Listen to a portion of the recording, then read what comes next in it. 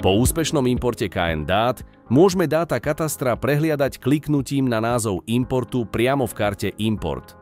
Pre importované dáta sa zobrazí samostatná nová položka aj v nástroji vrstvy. V paneli nástrojov klikneme na vrstvy, karta moje, názov importu. Kliknutím na názov importu sa nám zobrazí kontextové menu. V kontextovom menu môžeme zobraziť a zvýrazniť jednotlivé vrstvy v rámci importu. Pre lepšiu ilustráciu si zvolíme bielu podkladovú mapu a ukážeme si vplyv zvýrazňovačov vrstiev na správanie v mapovom okne. Zvýraznené vrstvy možno takto zobrazovať nad ďalšími mapovými vrstvami, napríklad ortofotosnímkami, územnými plánmi a podobne. Kliknutím na tlačidlo Zamerať vrstvu mapové okno zobrazí územie celého importu KN. Kliknutím na atribútovú tabuľku sa v pravom informačnom paneli zobrazia údaje katastra nehnuteľností. Legenda vrstvy umožňuje štýlované zobrazovanie parciel podľa kritérií. Základný štýl zobrazuje hranice parciel bez štýlovania. Štýl druhy pozemkov farebne zvýrazní parcely podľa druhu pozemkov evidovaných v KN. Legendu k štýlovaniu zobrazíme kliknutím na tlačidlo Legenda. Štýl Počet vlastníkov poskytuje informáciu o počte vlastníkov na jednotlivých parcelách v intervale od jedného vlastníka až po 11 a viac vlastníkov. Štýl Vlastnícky podiel umožňuje rýchlo rozlíšiť, či je pozemok vo výlučnom vlastníctve alebo spoluvlastníctve. Nástroj Susediace parcely slúži na identifikáciu parciel, ktoré susedia s vami vybranou parcelou.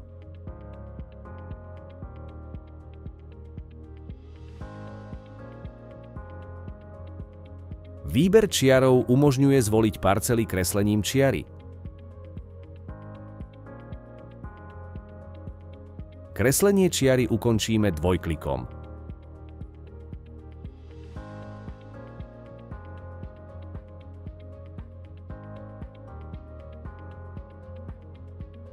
Výber plochov umožňuje zvoliť parcely kreslením poligónu. Kreslenie poligónu ukončíme dvojklikom.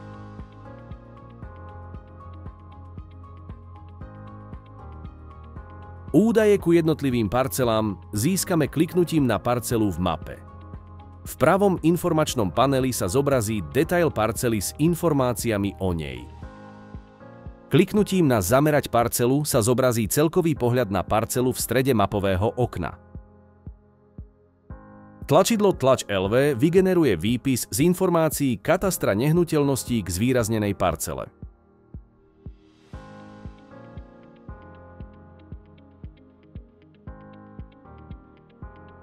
Nástroj Tlač v paneli nástrojov vľavo umožňuje tlač mapového okna s údajmi o parcele do súboru PDF. V prípade, že chceme vytlačiť len mapové okno bez informácií o parcele, jednoducho zatvoríme pravý informačný panel s údajmi o parcele.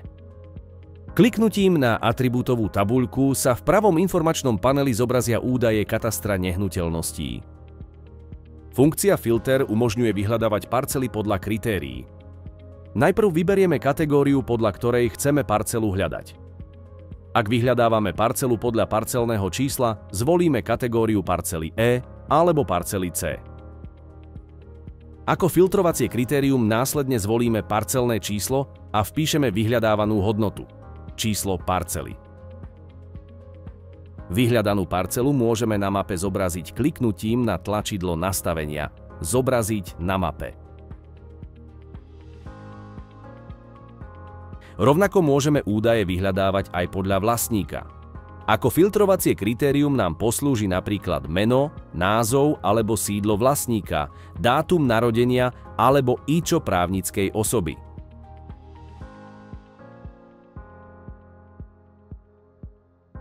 Vyhľadané údaje môžeme zamerať na mape a vytlačiť list vlastníctva.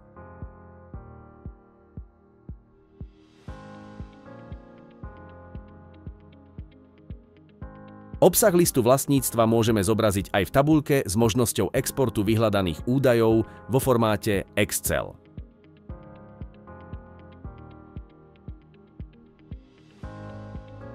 Ak chcete získať prehľad o možnostiach práce s katastrálnymi údajmi v mapovom portáli Mapsfy a využívaní intuitívnych nástrojov, pozrite si naše ďalšie videá.